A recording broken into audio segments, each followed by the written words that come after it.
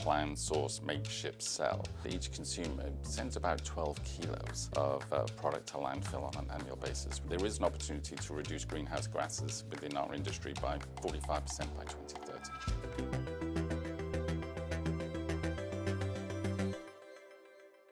Welcome to The Big Question, the series from Euronews where we speak to some of the most influential people in the world of business.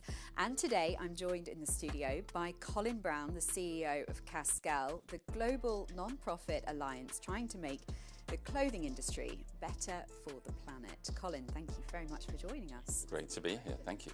First of all, just for our audience as well, can you just set the context for what Cascale does? Cascale is a global non-profit alliance that works across the entire consumer goods value chain, looking to unite manufacturers, brands and retailers in our efforts to reduce climate change and increase social justice. Okay, and what percentage of the market does that represent? We have probably about 50% of the market overall. We work primarily in sports and fashion, but increasingly we're expanding into other parts of the industry as well, sporting goods, luggage, other parts of the industry. The alliance includes manufacturers, brands and retailers and affiliates. So we have a very broad mix of membership.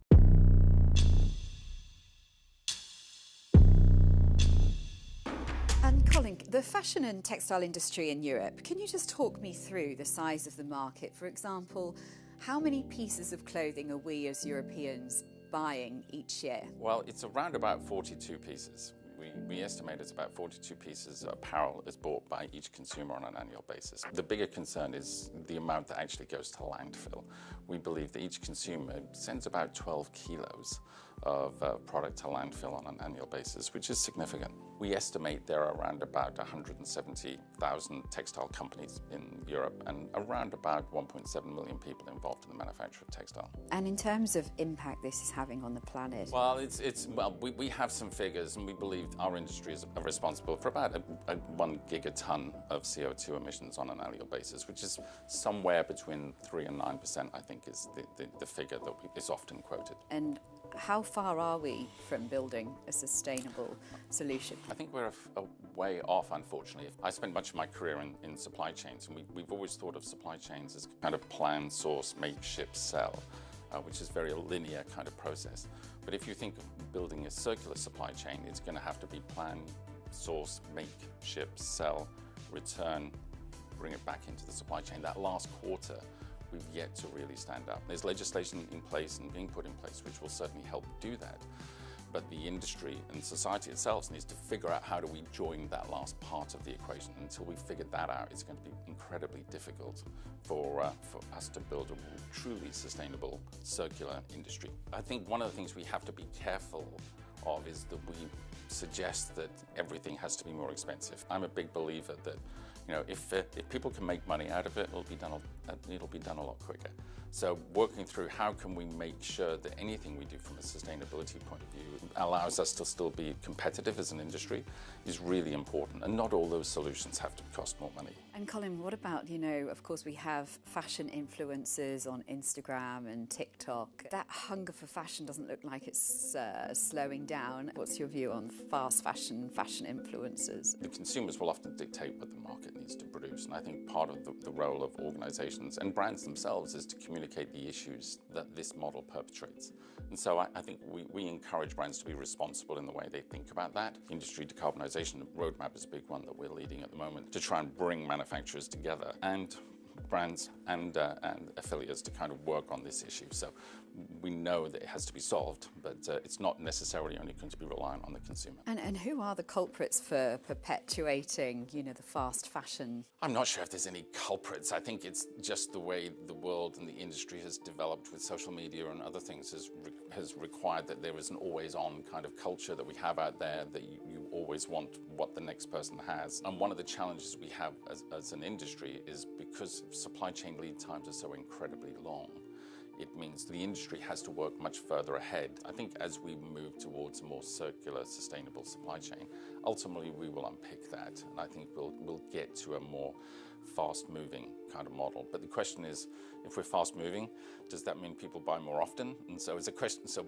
it's a bit of a dichotomy that we're going to have to unpick. Do you think there are any other huge issues with the industry right now? Having the industry work together to address climate change is where we feel that there's a huge opportunity. And we feel that if we can bring the industry together, there is an opportunity to reduce greenhouse gases within our industry by 45% by 2030. We can do it. We know how that needs to be done. Now, 70% of the emissions from our industry comes from the manufacturing of goods, but we can't abdicate responsibility to addressing that just to the manufacturers. We need to work across the industry to work through how do we actually unlock that.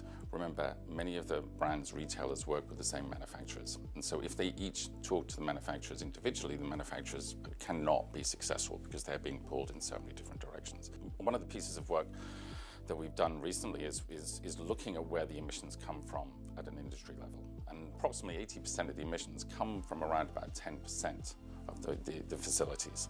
And we know if we actually really target that and really address that, then we can drive meaningful change. And Colin, can we talk about what else needs to be done on a policy level in Europe to help promote change in the industry? Well, both the CSRD and the CSDDD are landmark pieces of legislation, which we were incredibly excited about.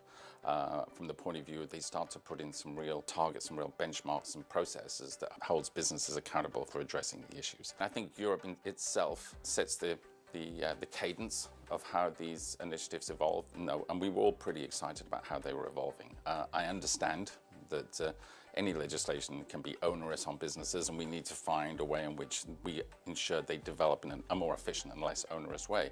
But just recently, the omnibus discussions that we're starting to hear more about is that it does look as if they are looking to water down that legislation.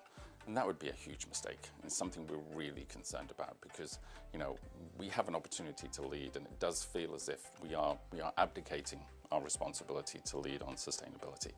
And so we would encourage the legislators here in Europe to lean into it, understand that it's difficult, but all progress depends upon unreasonable men, I think, as George Bernard Shaw said, and we need to lean into it. And as Cascale, we'll continue to hold our members accountable and work with our members to ensure that they meet the requirements that we believe are appropriate. But I would encourage legislators to lean into it and actually have the courage of their convictions. Colin, thank you. And just finally, why do you think forming an alliance like Cascale is important for achieving these aims in the industry? We are not going to solve this if we work alone. These issues can move from being an addition sum to a multiplication sum if we really work together. We actually do know how to solve it. We know how to address it. The technology is not beyond us. We know the answers. The question is, do we have the courage, capacity and commitment to do it? The big question. Colin, thank you very much for joining us on the show. Thank you very much indeed. It's been a pleasure.